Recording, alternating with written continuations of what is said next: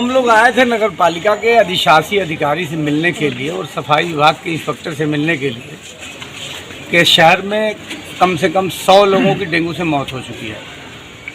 सिर्फ मठिया टोला पठान टोला में लगभग 30 से 35 लोगों की मौत हो चुकी है। मगर पूरे शहर में सफाई का बुरा हाल है, गंदगी का अंबार है। कहीं ना नाली साफ़ हो रही है, नहीं कहीं अगर मलबा निकाला जा रहा है तो वो उसको नहीं हटाया जा रहा है, ना कहीं छिड़काव किया जा रहा है। छिड़काव धुएं का किया जा रहा है और सिर्फ वो धुआं ही होता है, उसमें लगता नहीं कि कोई केमिकल जो होना चाहिए वो केमिकल होता है कि नहीं होता है। ब्लीचिंग का इस वक्त जब चारी तरफ महामारी के सूरत में डेंगू फैला हुआ है तो इस वक्त चाहिए नगर पालिका को कि हर तरफ बढ़िया उसकी डेंगू के रोकथाम की व्यवस्था करे, मगर किसी भी प्रकार का नगर पालिका की तरफ से कोई इंतज़ाम नहीं है। और चिंता की बात यह है कि सरकार कहती है कि सभी अधिकारियों को 10 बजे कार्यालय में उपस्थित रहना है और यहाँ कार्यालय में न सफाई इंस्पेक्टर मौजूद हैं और न अधिशासी अधिकारी मौजूद हैं।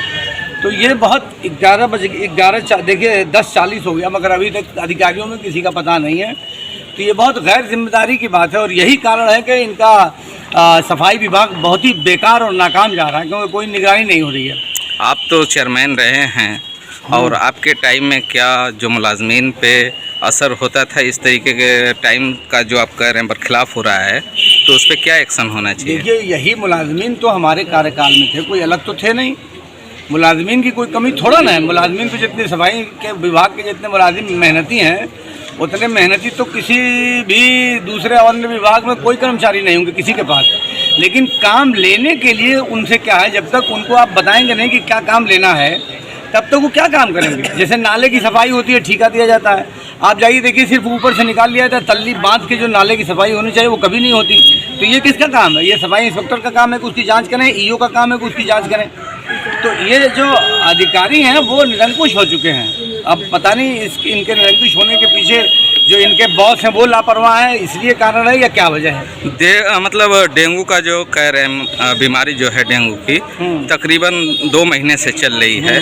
आज अरशद जमाल आ रहे हैं, क्या ऐसा नहीं लगता कि नोटिफिकेशन इस हफ्ते आना है जिसको लेकर अरशद जमाल नोटिफिकेशन से पहले आ रहे हैं, इसे मुद्दा बना रहे हैं? नहीं, देखिए नोटिफिकेशन आने से इस मामले का कोई ताल्लुक नहीं है। मैं जिन क्षेत्रों में डेंगू हुआ उन क्षेत्रों में भी गया हूँ, बहुत पहले गया हूँ और अधिकारियों से फ़ोन पे लगातार बातचीत की गई है, मगर अधिकारी एकदम लापरवाह हैं।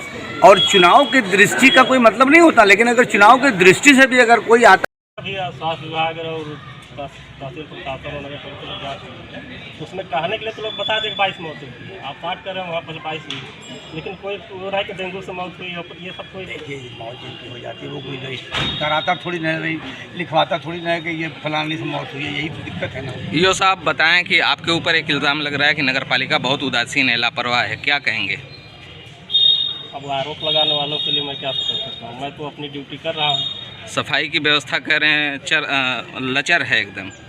नहीं, कहाँ पे लचर है? सफाई तो हम तो पूरे दिन रात नगर पालिका में लगे हुए हैं, हम लोग सफाई कर रहे हैं। सब एक दिन अगर सफाई अवरुद्ध हो जाए तब पता चलते कहाँ सफाई हो रही नहीं हो रही। तो आपको सारे एरिया देख लिया, कवर करना पड़ रहा है, सब चीज़ें सब जगह हो रही है। अच्छा, डेंगू से मौत के सरकारी आंकड़े क्या हैं?